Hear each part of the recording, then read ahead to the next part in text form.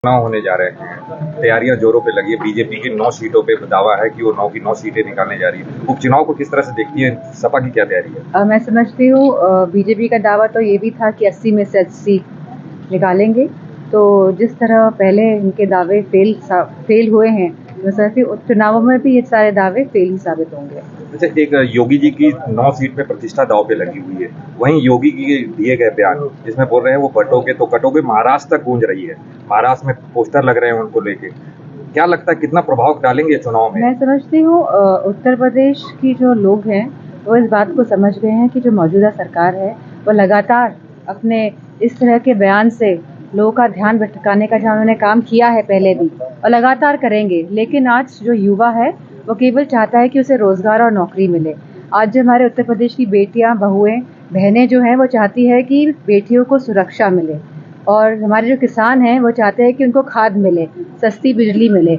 उन पे बातों से कोई फर्क होने वाला नहीं है। और जहाँ तक कि हमारी जो रणनीति रही है चुनाव में, उसी रणनीति के तहत हम सब मिलकर चुनाव एक साथ लड़ेंगे और सभी समाज के लोग आप देखेंगे कि किस तरह साथ आएंगे और इस सरकार को, जो अपने आंखों में पट्टी डाल के बैठी हुई है, जो नहीं समझ पा रही है कि धरातल में क्या स्थिति है लोगों की, क्या स्वास्थ्य सेवाएं किस तरह हैं, शिक्षा का किस तरह का दौर चल रहा है, इन सभी बातों का आकलन करते हुए लोग इस बार वोट डालेंगे। करेल विधानसभा सीट के बारे में बात करें। करेल विधानसभा सीट राष्ट्रीय अध्यक्ष जी ने छोड़ा और तेज प्रताप जो जीत दिया गया है, वहीं नेताजी के बाद तेज प्रताप को सीट दी थी उनको विरासत के तौर पे। क्या तेज प्रताप यादव बाई इलेक्शन के लिए ही है, नेता की डायरेक्ट इलेक्शन भी कभी लड़ेंगे? बात इस बात की नहीं है, ये तो समय ही बताता है कि कौन कहाँ चुनाव लड़ता है और किन परिस्थितियों में चुनाव होते हैं। हमारी पूरी कोशिश रहेगी कि करेल विधानसभा सीट हम ज्यादा से ज्यादा मतों से जीत के आए। भाजपा अभी तक प्रत्याशी नहीं दे पाई है और जीत का दावा नहीं, अच्छा है वो समझ के और आकलन करके और परिस्थितियों को देखते हुए अपने प्रत्याशी देना चाहती है, तो सभी पार्टी करती है, ये प्रक्रिया रहती है।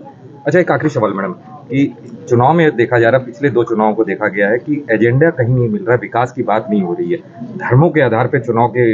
आप एकदम सही बात कह रहे हैं, लेकिन मुझे खुशी इस बात की है कि जो अयोध्या का परिणाम रहा है, तो पूरे देश में जिस तरह का मैसेज गया है कि लोग चाहते हैं कि परिवार में खुशहाली आए, लोग चाहते हैं कि परिवार में बच्चों को नौकरियां मिले, लोग चाहते हैं कि शिक्षा और साथ में स्वास्थ्य जो व्यवस्थाएं हैं, जो सरकारी व्यवस्थाएं हैं, वो सस्ती हो, जिससे कि सही इलाज, सही शिक्षा पाकर लोगों का, बच्चों का भविष्य आगे बढ़े। तो मैं समझती हूँ इन्हीं सब मुद्दों पर चुनाव लड़ा जाएगा और आज के जो मतदाता हैं जागरूक हैं, सब बात समझ रहे हैं। खास तौर से मुख्यमंत्री जैसे लोगों की कटोगे बटोगे, ये देश के लोगों को इस तरह का बयान देना, किनके बीच में कटोगे बटोगे की बात करते हैं आप? हमारा निवेदन है कि सभी समाज के लोग एक साथ आएं और ऐसे लोग और ऐसी सरकार और ऐसी सोच जो हमेशा बांटने का काम करती है, जो देश को बांटने का काम कर रही है, जिनकी जो सोच है वो नकारात्मक रही है और रहेगी, क्योंकि जो मानसिकता है, जिस तरह की बयानबाजी देते हैं तो मानसिकता का पता चलता है लोगों की। और हमारे कोई भी किसी से भी हमारा कोई विरोध नहीं है, लेकिन हमें समझना होगा कि इंसान की क्या मानसिकता है, क्योंकि जैसी मंशा होती है वैसी वह कार्य करते हैं।